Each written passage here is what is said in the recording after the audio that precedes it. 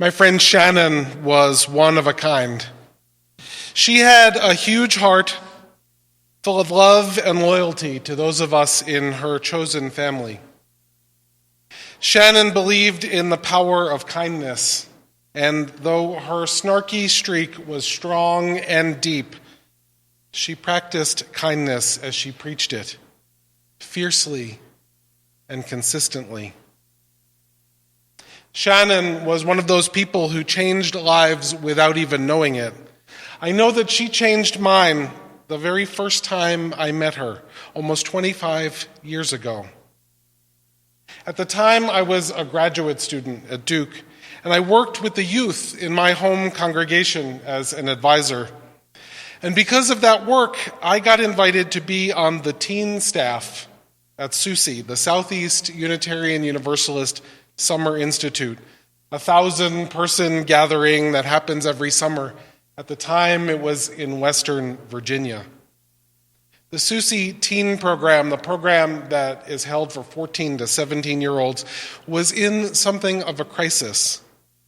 The previous teen director had been fired because of bad boundaries, and her entire staff, all of the adults working with youth, had quit in protest.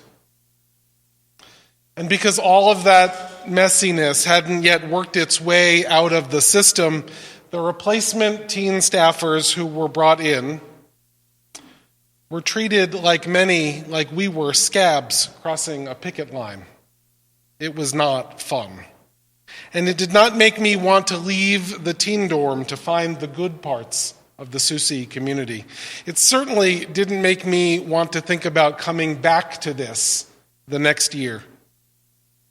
Shannon was a longtime member of that community, and she saw this. And she quickly came to the conclusion that treating people that way did not match her ethics or values. It was not Unitarian Universalist, it was not SUSE, and it was not, above all, kind or right. So she reached out to those of us on the teen staff, these newcomers to her community, and she offered us her friendship.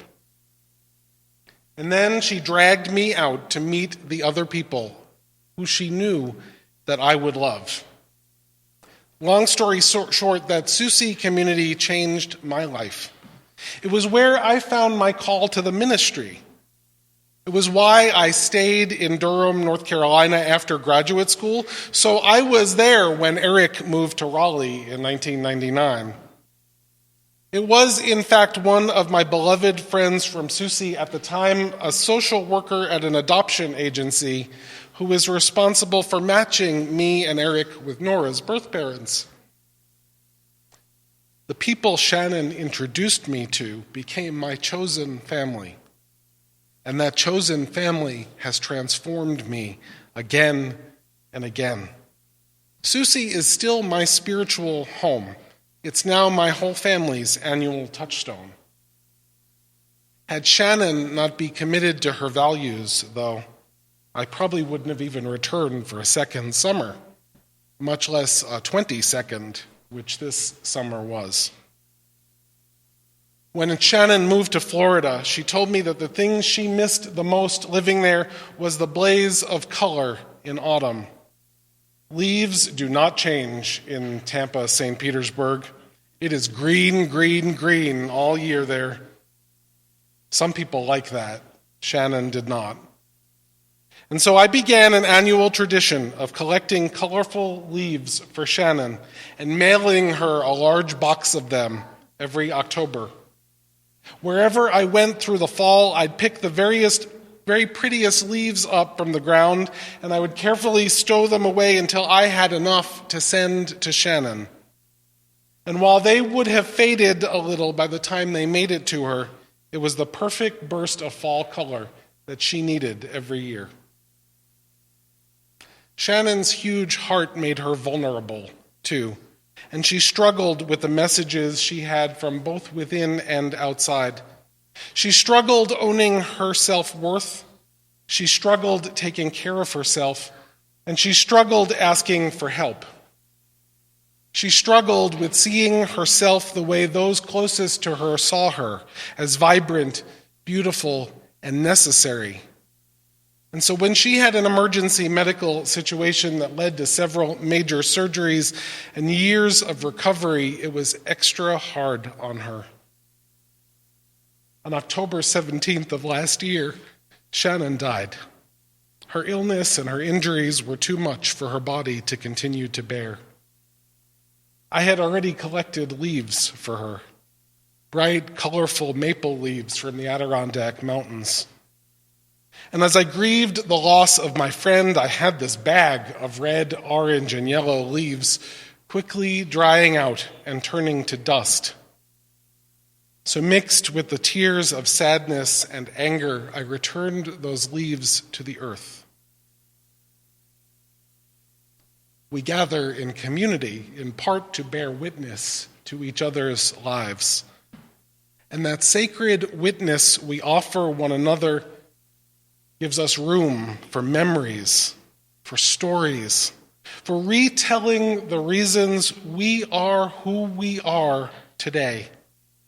We share with one another moments of kindness and transformation, examples of times when our lives were touched by others, so that we can hold those gifts close to us.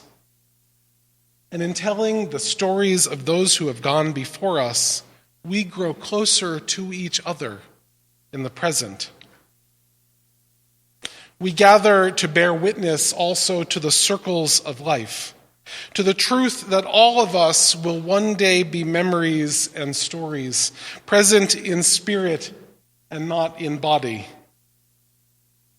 This fall, as I walked the trails in the Adirondacks with my family, I once again collected leaves. Bright maple leaves showing off their best colors, thick, dark oak leaves clinging to their trees and refusing to fall until they were fully dry, bright yellow ash and birch and brown toothed beech, leaves that had holes left by bugs and worms, leaves that were perfect works of nature's art. Leaves that had fallen in winds, though they still had green on them. And leaves that were so beautiful that I picked them prematurely from their trees. As I've done for years now, I put piles of these leaves in a bag and lovingly carried them home for my friend Shannon. I can't mail them to her, but I can offer them to her. Shannon is now memory and story and spirit, part of the great cloud of ancestors thought to visit us as the earth slips from autumn to winter. She is in me, and now through the story and the love that I have shared, she is in you. And so these leaves that I've collected are for us to marvel at, for us to remember with, for us to grow closer to each other with, and for us eventually to return to the soil where they will nourish the new beginnings of spring.